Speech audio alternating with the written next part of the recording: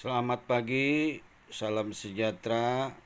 Assalamualaikum warahmatullahi wabarakatuh. Om Swastiastu, salam sejahtera, Sotihotu, Namo Buddhaya.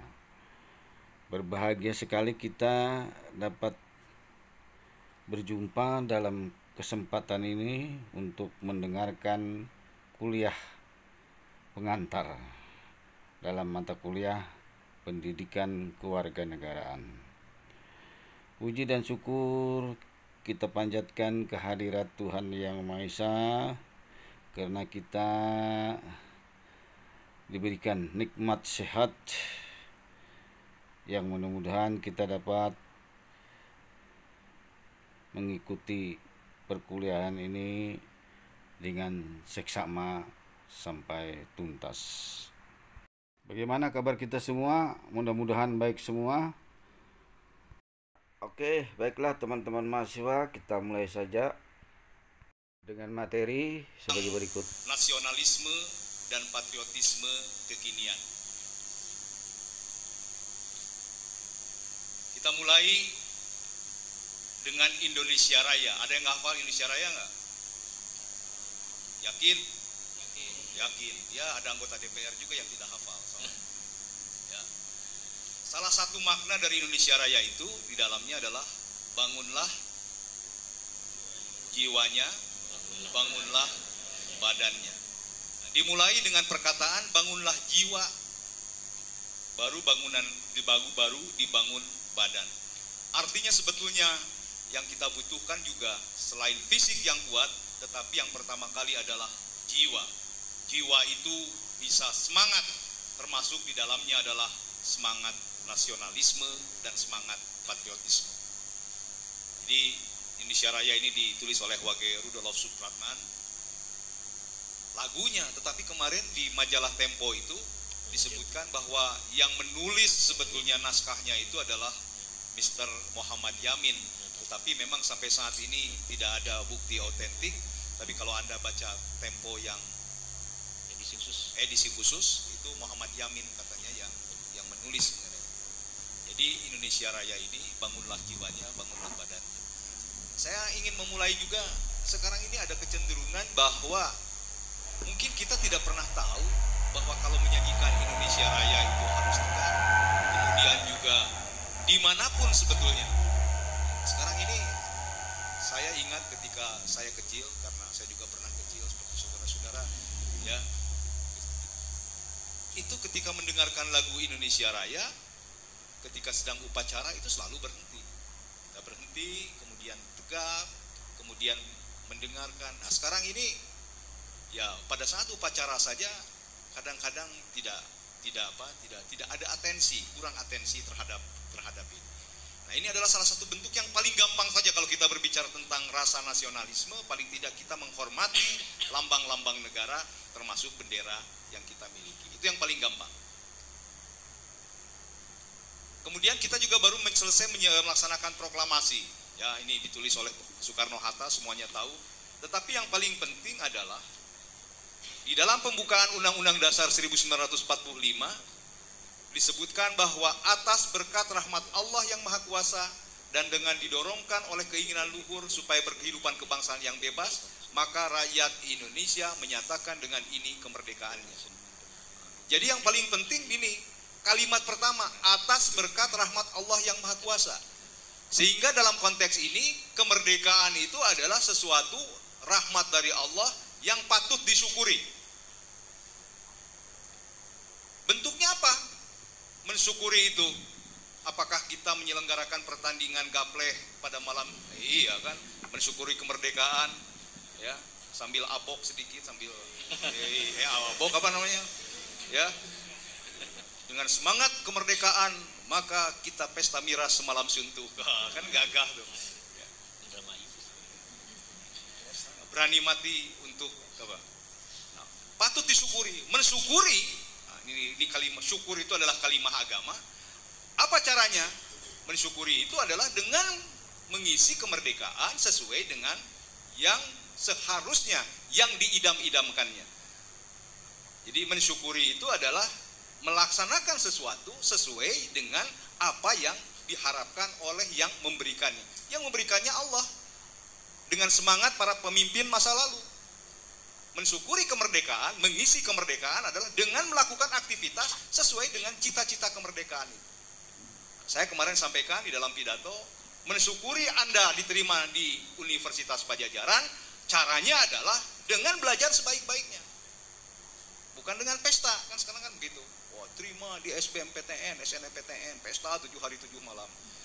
Wah, itu atau ya. Tapi apa yang harus kita lakukan? Yang harus kita lakukan adalah tentu tadi mensyukuri itu, belajar dengan sebaik-baiknya. Kenapa?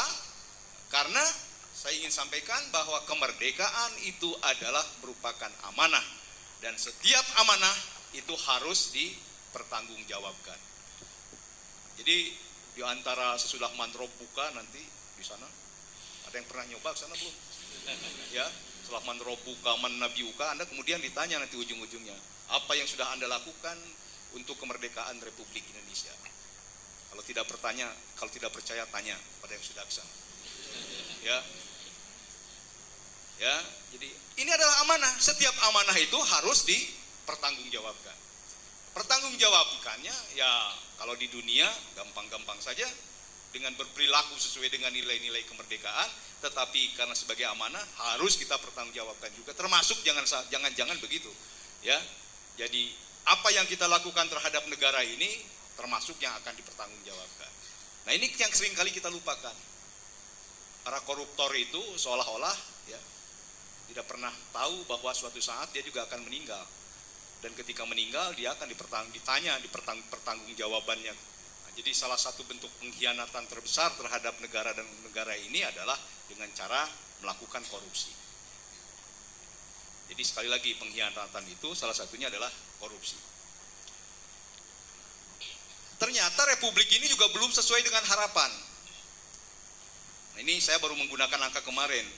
Belum sesuai harapan. Indeks pembangunan manusia ranking ke 124 dari 187 negara. Ya lumayan dibandingkan PSSI sekarang 150. Kan? Anda tahu ranking PSSI berapa sekarang? Ya 150-an lah. Ya nggak apa-apa, 150 juga ranking. Coba IPM. Apa sih IPM itu? Indeks pembangunan manusia. Indikatornya biasanya paling tidak ada 3. Tingkat kesehatan, nah ini teman-teman keperawatan, atau kemudian daya beli, teman-teman di FEB, kemudian tingkat pendidikan. Jadi indikatornya adalah tingkat kesehatan, tingkat ekonomi, daya beli, kemudian satunya lagi adalah tingkat pendidikan. Nah, tingkat kesehatan, salah satu masalah yang kita hadapi misalnya adalah angka kematian bayi. Angka kematian bayi di Indonesia mungkin sekitar 20-an. Atau saya mengambil contoh yang paling gampang, Jawa Barat. Jawa Barat itu angka kematian bayinya 35/1000. Jadi setiap ada 1000 kelahiran, 35 bayi meninggal. Nah, jumlah kelahiran di Jawa Barat kurang lebih 1 juta. Artinya setiap tahun ada 35.000 bayi yang meninggal. Coba bayangkan, ya, bukan sedikit. Nah, kita kan urusan Gaza tuh di sana yang meninggal baru berapa? 2.408. Heboh sedunia. Padahal di Jawa Barat 35.000 bayi meninggal setiap tahun karena urusan kesehatan. Kita tenang-tenang saja. Nah, ini nih yang jiwa. Nah, ini kalau kita bicara tentang jiwa kebangsaan itu salah satunya adalah kita paham tentang masalah-masalah yang dihadapi oleh kita. Kita tidak pernah merasa. Apalagi kalau sudah kematian itu kan sudah takdir. Salah sendiri jadi bayi. Nah, kan gitu. Atau untung masih jadi bayi. Coba kalau meninggalnya sudah jadi mahasiswa. Susah lagi kan. MMR, angka kematian ibu, ini harus tahu ini. Kalau saya tahu, soalnya saya dari Fakultas Pertanian ya, jadi tahu kesehatan. Ya, asal jangan ditanya pertanian saja, gampang. Jadi MMR maternal mortality rate, tingkat kematian ibu ketika dia sedang melahirkan itu sekitar 300 per 100.000 kelahiran. Artinya setiap tahun juga ada sekitar 3.600 di Jawa Barat ibu yang meninggal menjadi syuhada. Ya. Kan katanya meninggal ketika melahirkan itu kan syahid. Nah, jadi Anda daripada jauh-jauh perang ke sana nanti kalau ingin jadi syahid, ya meninggal aja pada saat melahirkan. Ya. Coba 300 di Jawa Barat saja, bandingkan dengan tingkat kelahiran yang ada di Indonesia ini. Nah, Jawa Barat suatu wilayah yang dekat dengan ibu kota. Nah, bayangkan dengan daerah-daerah yang jauh di sana. Nah, salah satu faktornya kenapa banyak yang melahirkan, yang ibu melahirkan. Nah, itu mungkin teman-teman keperawatan. Ya, mulai dari sekarang juga ada cita-cita, mestinya ada niat dari kita semua untuk tadi tingkat kelahiran, tingkat kematian supaya paling tidak. Dan ini menjadi indikator negara. Kalau kita bisa menyelesaikan ini saja, maka mungkin ranking kita bisa bergeser ke angka yang tingkat ekonomi sama. Ya, nanti kita lihat salah satu masalah itu adalah kapasitas kemampuan daya beli. Kemampuan daya beli kita ini relatif rendah. Ya, banyak kemampuan daya beli kita ini relatif rendah. Dan semuanya pasti dipengaruhi oleh apa? Salah satunya oleh bagian yang ketiga. Tadi saya sebutkan tingkat pendidikan. Tingkat pendidikan. Angka lama tinggal di sekolah, saya katakan angka lama tinggal di sekolah, salah satu ukurannya itu adalah lama tinggal di sekolah. Mungkin Indonesia ini belum mencapai angka 9 tahun. Jadi lulus SMP saja tidak. Rata-rata orang Indonesia itu lulus SMP saja tidak. Angka partisipasi kasar di tingkat ukurannya, angka partisipasi kasar di tingkat perguruan tinggi itu kurang lebih baru 16% saja. Artinya apa? Usia 17 sampai 25 dari total usia 17 sampai 25 di Indonesia ini hanya baru 16%-nya saja yang bisa mengenyam pendidikan tinggi. Jadi bagaimana kita bisa bersaing dengan bangsa lain? Malaysia kalau tidak salah sudah 70-an. Negara-negara yang lain sudah hampir 90. Jadi jumlah penduduk usia 17 sampai 23 tahun atau jumlah yang masuk perguruan tinggi dibagi usia 17-23 tahun. Itu angkanya mungkin baru sekitar 16% saja. Termasuk saudara-saudara. Nah, kalau kita lihat UNPAD saja, kita berbicara tentang persaingan yang saya kemukakan kemarin. UNPAD itu kan pendaftarnya SNMPTN 72.000, SBMPTN 78.000. Berapa tuh? Totalnya berapa kurang lebih? 160.000, yang kita terima 5.000. Ya, mungkin sebagian 4.900 saja yang kita terima. Jadi Anda ini sebetulnya mengalahkan kurang lebih 1 berbanding berapa? Berbanding 30. Ya.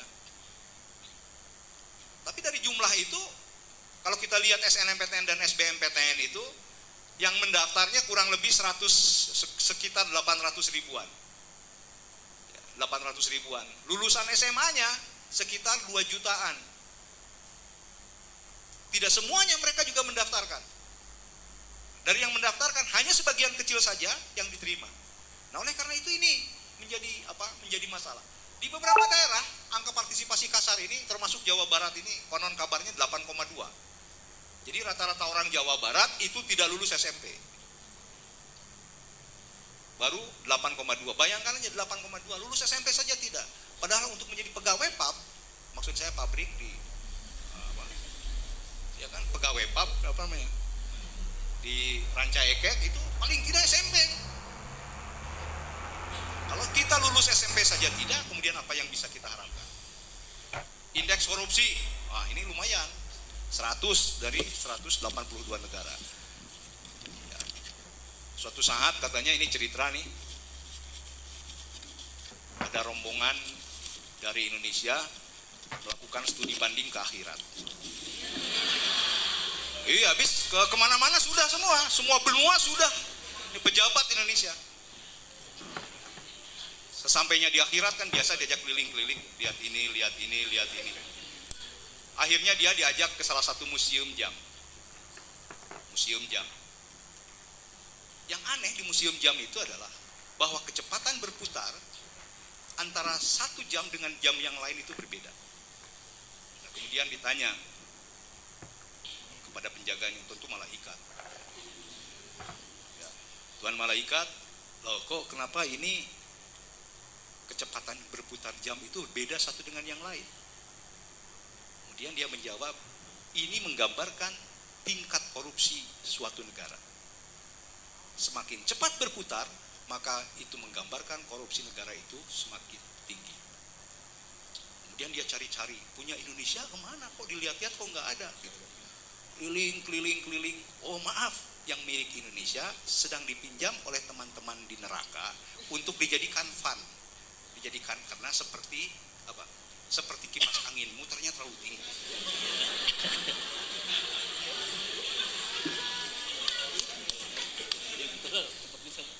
Ini bukan mengolok-olok, tapi ini adalah kenyataan. Ini yang harus jadi kita pikirkan.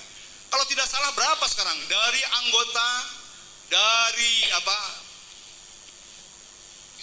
anggota dewan koruptor banyak. Kemudian apa lagi? Para bupati ditangkap di mana-mana. Dan pasti mereka itu juga sarjana. Iya kan? Jadi yang kontribusi cukup besar terhadap korupsi di Indonesia ini adalah para sarjana. Ya kalau tidak sarjana, lulusan SMP mau korupsi apa? Nah, ini juga kalau kita berbicara tentang nasionalisme, tentang patriotisme, ini dulu selesaikan. Nah, jadi kerusakan lingkungan, pengangguran terbuka, ya pengangguran di mana-mana, termasuk pengangguran sarjana, sekitar 3 juta orang sarjana menganggur. Lumayan banyak. Kalau kita naik pesawat, kemudian kita menjatuhkan kepala, insya Allah kenanya pengangguran sarjana. Peluangnya tinggi. Kemiskinan 12,6% dan seterusnya. Nah, ini juga masalah lain, ketergantungan kepada bantuan negara lain. Kesenjangan sosial ekonomi yang tajam antar daerah, antar wilayah. Ketidakpastian hukum. Hukumnya pasti tetapi tidak dilaksanakan. Contoh yang paling gampang, kalau kita naik pesawat, itu ada pesawat yang selalu delay, ya, tahu nggak kan, delay terus tuh pesawat.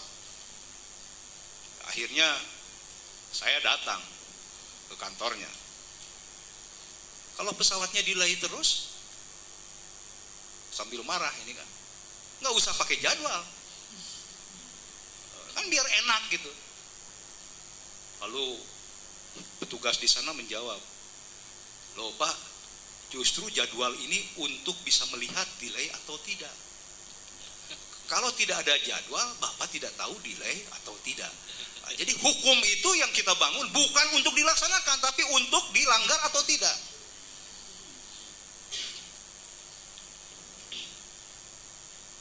Ada juga kalau di Unpad ini biasanya begini, kalau datang terlambat, mestinya dia pulang lebih cepat. Ketika ditanya, kenapa Anda tadi datang ngantor jam 8, datang jam 9, pulang seharusnya jam 4, sudah jam 3. Kan saya tidak boleh melakukan kesalahan 2 kali Pak dalam 1 hari. Ya, kalau datang terlambat, masa pulangnya juga terlambat juga. Ya kan?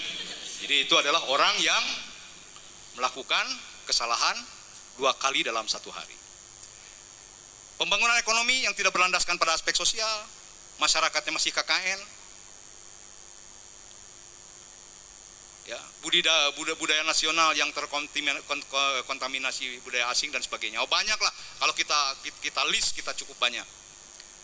Nah, tapi kita ada harapan. Katanya laju pertumbuhan ekonomi kita sekarang 6%. Kita sekarang anggota G20. Ya, ke depan ada harapan.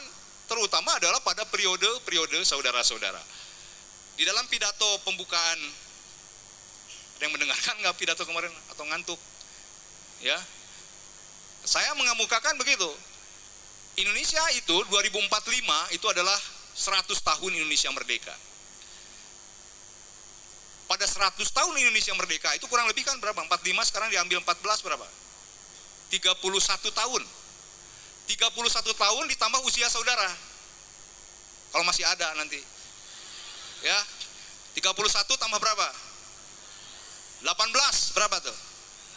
49 50. Ya, pada saat 100 tahun Indonesia merdeka, saudara-saudara sedang berada di dalam usia yang sedang produktif-produktifnya. 100 tahun Indonesia merdeka, 31 yang akan datang. Siap apa enggak? Siap? Oh, siapnya kalau iya bener. Kelihatan belum sarapan. Ya. 100 tahun. Dan itu tidak tergantung kepada yang lain, tergantung kepada saudara-saudara sendiri.